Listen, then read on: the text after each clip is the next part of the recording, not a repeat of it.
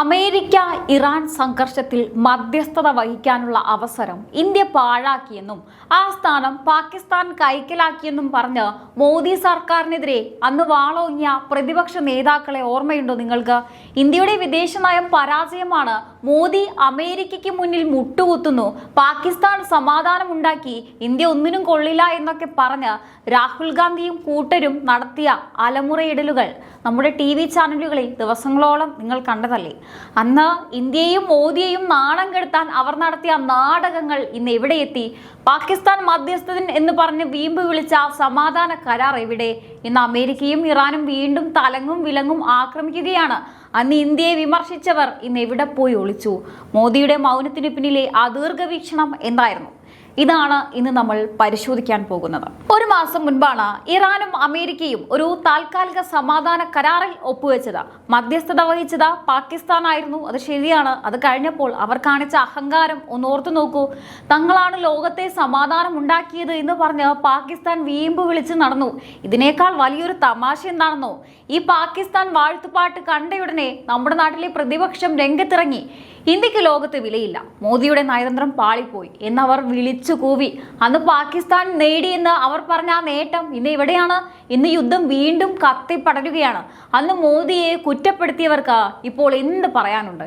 ഇനി ഇവിടെയാണ് നയതന്ത്രത്തിന്റെ ആഴം മനസ്സിലാക്കേണ്ടത്. ഒരു നിമിഷം ചിന്തിച്ചു നോക്കൂ. അന്ന് ഇന്ത്യ മധ്യസ്ഥതയ്ക്ക് പോയിരുന്നെങ്കിൽ ഇവർ എന്ത് പറയുമായിരുന്നു? മധ്യസ്ഥത വഹിച്ചാൽ ഇവർ പറയും ഇന്ത്യ അമേരിക്കയ്ക്ക് കീഴടങ്ങി, അവർക്ക് വേണ്ടിയാണ് ഈ മധ്യസ്ഥത. ഇനി മധ്യസ്ഥത വഹിച്ചിട്ട് യുദ്ധം വീണ്ടും തുടങ്ങിയാലോ? അപ്പോഴും ഇവർ പറയും ഇന്ത്യയുടെ മധ്യസ്ഥത പാളി, ഇന്ത്യക്ക് ലോകത്തൊരു വിലയുമില്ല, മോദി ഇന്ത്യയെ നാണം കെടുത്തി. ചുരുക്കത്തിൽ ഇന്ത്യ എന്ത് ചെയ്താലും കുറ്റം പറയാൻ തയ്യാറായി നിൽക്കുന്ന ഒരു കൂട്ടമാണിത്. ഇവർക്ക് വേണ്ടത് സമാധാനമല്ല, മോദി ഒന്ന് അപമാനിക്കാനുള്ള അവസരം മാത്രമാണ്. എന്തുകൊണ്ടാണ് മോദി സർക്കാർ ആ പണിക്ക് പോകാതിരുന്നത്? കാരണം മോദിക്കറിയാം ഇത് വെറും താൽക്കാലികമായ നാടകമാണെന്ന്. പാകിസ്ഥാൻ നടത്തിയ മധ്യസ്ഥത വെറും പ്രഹസനമാണെന്നും അത് അധികകാലം നിലനിൽക്കില്ലെന്നും ഇന്ത്യക്ക് നേരത്തെ ബോധ്യമുണ്ടായിരുന്നു. ഇന്ത്യക്ക് ഇറാനിൽ വലിയ താല്പര്യങ്ങളുണ്ട്, അമേരിക്കയുമായി വലിയ ബന്ധവുമുണ്ട്. അനാവശ്യമായി മധ്യസ്ഥത കളിച്ച് രണ്ട് രാജ്യങ്ങളുമായുള്ള ബന്ധം കളയാൻ മോദി തയ്യാറല്ല. പിന്നീട് മോദിയുടെ വിദേശ നയം എന്നാൽ 24 മണിക്കൂർ ചാനലിൽ വന്ന് ഹീറോ ആകലല്ല, മറിച്ച് ഇന്ത്യയുടെ സാമ്പത്തികവും സുരക്ഷാപരവുമായ താല്പര്യം സംരക്ഷിക്കുക എന്നതാണ്. ഇന്ന് യുദ്ധം തുടങ്ങിയപ്പോൾ ആരും ഇന്ത്യയെ കുറ്റപ്പെടുത്തുന്നില്ല. കാരണം ഇന്ത്യ ആ കെണിയിൽ വീണില്ല. അത് മോദിയുടെ ദീർഘവീക്ഷണം കൊണ്ടാണ്. ഇനി ഒരു കാര്യം കൂടെ ആലോചിക്കണം. മോദി എന്ത് ചെയ്താലും അതിൽ കുറ്റം കണ്ടുപിടിക്കാൻ വെമ്പുന്ന ഒരു കൂട്ടർ നമ്മുടെ രാജ്യത്തുണ്ട്. ഒരു കാര്യവുമില്ലാത്ത വിഷയങ്ങളിൽ പോലും പ്രധാനമന്ത്രിയെ താഴ്ത്തി കാണിക്കാനും ഇന്ത്യയെ ലോകത്തിന് മുന്നിൽ നാണം കെടുത്താനും ഇവർ കാണിക്കുന്ന ഈ ഉത്സാഹം ആരുടെ താല്പര്യത്തിന് വേണ്ടിയാണ്? നിങ്ങളൊന്ന് ചിന്തിച്ചു നോക്കൂ. 140 കോടി ജനങ്ങൾ തിങ്ങിപ്പാർക്കുന്ന ഇന്ത്യയുടെ പ്രധാനമന്ത്രിയാണ് അദ്ദേഹം. രാജ്യത്തിന്റെ വികസനം, സാമ്പത്തിക സുരക്ഷ, കോടിക്കണക്കിന് പൗരന്മാരുടെ ക്ഷേമം, ഇതിനെല്ലാം വേണ്ടി രാപ്പകൽ അധ്വാനിക്കുന്ന ഒരു ഭരണാധികാരിക്ക് രാഹുൽ ഗാന്ധിയെയും കൂട്ടരെയും പോലെ കുറ്റം കണ്ടുപിടിക്കാൻ മാത്രം സമയം കളയാൻ നേരമില്ല. അവർക്ക് ഒരു അജണ്ടയേ ഉള്ളൂ: മോദിയെ തരം താഴ്ത്തുക, ഇന്ത്യയുടെ വിദേശ നയത്തെ അധിക്ഷേപിക്കുക. പക്ഷേ ഇന്ന് എന്ത് സംഭവിച്ചു? പാകിസ്ഥാന്റെ നേതൃത്വത്തിൽ നടന്ന സമാധാന കരാർ വെറും കടലാസായി മാറി. യുദ്ധം വീണ്ടും കത്തിപ്പടർന്നു. അന്ന് പാകിസ്ഥാനെയും പാകിസ്ഥാന്റെ മധ്യസ്ഥതയും വാനോളം പുകഴ്ത്തിയവർക്കും മോദിയെ പരസ്യമായി പരിഹസിച്ചവർക്കും ഇന്ന് എന്ത് ന്യായീകരണമാണുള്ളത്? അന്ന് അവർ ഉണ്ടാക്കിയ ആ ബഹളം വെറും രാഷ്ട്രീയ നാടകമായിരുന്നു എന്ന് ഇന്ന് ഇത് തെളിയിക്കുകയാണ്. സത്യം പറഞ്ഞാൽ ഇവർക്ക് സമാധാനമല്ല വേണ്ടത്, പകരം മോദിയുടെ ഓരോ നീക്കവും പരാജയപ്പെടണം എന്നാഗ്രഹിക്കുന്ന ഒരുതരം ചിന്താഗതിയാണ് ഇവർക്കുള്ളത്. പരാജയപ്പെട്ട ആ സമാധാന കരാർ വെറും ഒരു മധ്യസ്ഥതയായിരുന്നില്ല, അതൊരു കെണിയായിരുന്നു എന്ന് മനസ്സിലാക്കാനുള്ള ദീർഘവീക്ഷണം മോദിക്കുണ്ട്. ആ കെണിയിൽ ഇന്ത്യ വീഴാത്തതിൻ്റെ ആ ഒരിത് മറയ്ക്കാൻ വേണ്ടി ഇനി ഇവർ എന്തൊക്കെ നുണകളായിരിക്കും മെനഞ്ഞുണ്ടാക്കുക? നിങ്ങൾ തന്നെ ചിന്തിക്കുക. മധ്യസ്ഥൻ ചമറിന് പരാജയപ്പെട്ട് ലോകത്തിന് മുന്നിൽ നാണം കെടണോ, അതോ സ്വന്തം രാജ്യത്തിന്റെ താല്പര്യങ്ങൾ സംരക്ഷിച്ച് നിശബ്ദമായി കരുത്തുറ്റ തീരുമാനങ്ങൾ എടുക്കണോ? പ്രധാനമന്ത്രി നരേന്ദ്രമോദി തിരഞ്ഞെടുത്തത് രണ്ടാമത്തെ മാർഗമാണ്. ഇത് പേടിയല്ല, പക്വതയാണ്. പക്ഷേ ഈ പക്വത മനസ്സിലാക്കാനുള്ള ക്ഷമയോ കാഴ്ചപ്പാടോ പ്രതിപക്ഷത്തിനില്ല. ഇനിയും എത്ര കാലം നിങ്ങൾ ഇന്ത്യയെ ഇത്തരം അസത്യങ്ങൾ കൊണ്ട് അപമാനിക്കും. ഇനി മറ്റൊരു കാര്യം എന്ന് പറഞ്ഞാൽ ലോകരാഷ്ട്രങ്ങളിൽ നിന്ന് ഇന്ത്യയെ നോക്കുന്നത് അത്ഭുതത്തോടെയാണ്. റഷ്യ യുക്രൈൻ യുദ്ധമായാലും ഇസ്രായേൽ ഹമാസ് സംഘർഷമായാലും അല്ലെങ്കിൽ ഇപ്പോഴത്തെ ഈ ഒരു അമേരിക്ക ഇറാൻ വിഷയമായാലും ഇന്ത്യ എടുക്കുന്ന ന്യൂട്രൽ എന്നാൽ കരുത്തുറ്റ നിലപാട് ലോകം അംഗീകരിക്കുന്നുണ്ട്. ചൈനയോ പാകിസ്ഥാനോ മധ്യസ്ഥതയ്ക്ക് ചാടിയിറങ്ങി അവസാനം കൈപൊള്ളി നിൽക്കുമ്പോൾ ഇന്ത്യയുടെ ഈ നിശബ്ദതയെ ഒരു ആഗോള ശക്തിയുടെ പക്വതയായാണ് ലോക നേതാക്കൾ കാണുന്നത്. പക്ഷെ നമ്മുടെ നാട്ടിലെ ചില രാഷ്ട്രീയക്കാർക്ക് ഇത് മനസ്സിലാകില്ല. അവർക്ക് വേണ്ടത് മധ്യസ്ഥൻ എന്ന ലേബലിൽ ഏതെങ്കിലും ഒരു ചാനൽ ചർച്ചയിൽ വന്ന് മിന്നിമറയാനാണ്. ആ ലേബൽ കിട്ടിയാൽ അത് പാളുമെന്ന് ഉറപ്പുള്ളത് കൊണ്ടാണ് മോദി അതിന് നിൽക്കാത്തത്. രാജ്യം തകർന്നാലും വേണ്ടില്ല, സ്വന്തം രാഷ്ട്രീയ നേട്ടത്തിനായി പ്രധാനമന്ത്രിയെ താഴ്ത്തി കാണിക്കാൻ മാത്രം നോക്കുന്ന ഈ പ്രവണത അത് നമ്മുടെ ജനാധിപത്യത്തിന് തന്നെ ഒരു ശാപമല്ലേ? അന്ന് പാകിസ്ഥാൻ എന്ത് നാടകമായിരുന്നു കാണിച്ചത്?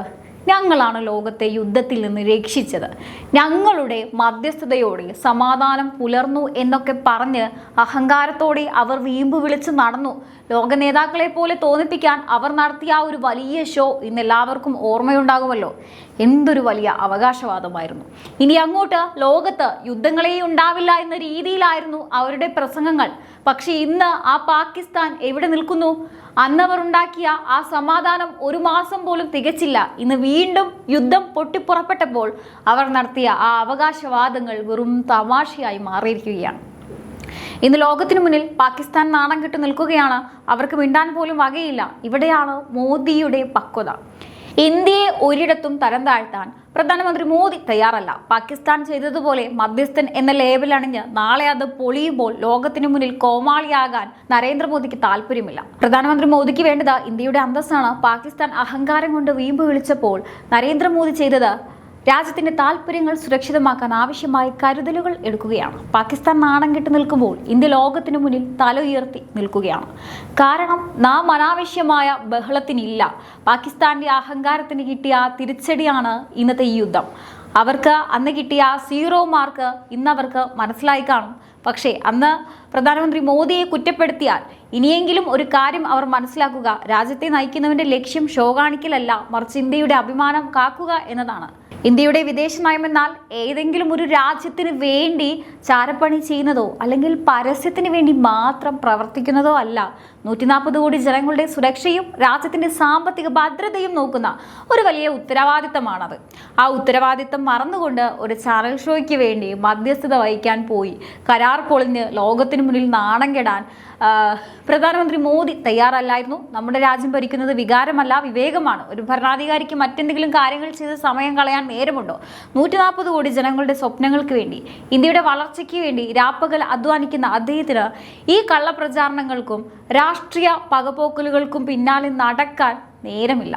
പ്രതിപക്ഷത്തിന്റെ കുറ്റം കണ്ടുപിടിക്കാൻ അജണ്ടകൾക്ക് മറുപടി പറയുകയല്ല, മറിച്ച് ഇന്ത്യയെ ലോകത്തിന്റെ നെറുകയിൽ എത്തിക്കുക എന്നതാണ് പ്രധാനമന്ത്രി മോദിയുടെ ലക്ഷ്യം.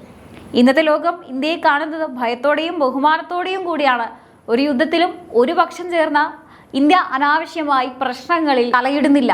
ഇന്ത്യയുടെ താല്പര്യങ്ങൾ സംരക്ഷിക്കാൻ കൃത്യമായ സമയത്ത് ഇടപെടേണ്ടടുത്ത് അജിത് ഡോവലിനെയും ജയശങ്കറിനെയും പോലുള്ള കരുത്തന്മാരെ ഉപയോഗിച്ച് ഇന്ത്യ ഇടപെടുന്നുണ്ട്. അത് ക്യാമറയ്ക്ക് മുന്നിലല്ല, മറിച്ച് രാജ്യത്തിന് വേണ്ടി നിശബ്ദമായിട്ടാണ്. ഇനി ഒന്നേ പറയാനുള്ളൂ, വിമർശകർക്ക് ഇനിയും കുറ്റം കണ്ടെത്താം, മോദിയെ തരം താഴ്ത്താൻ ഇനിയും കഥകൾ മെനയാം. പക്ഷേ ചരിത്രം വിലയിരുത്തുമ്പോൾ സത്യം തെളിയും.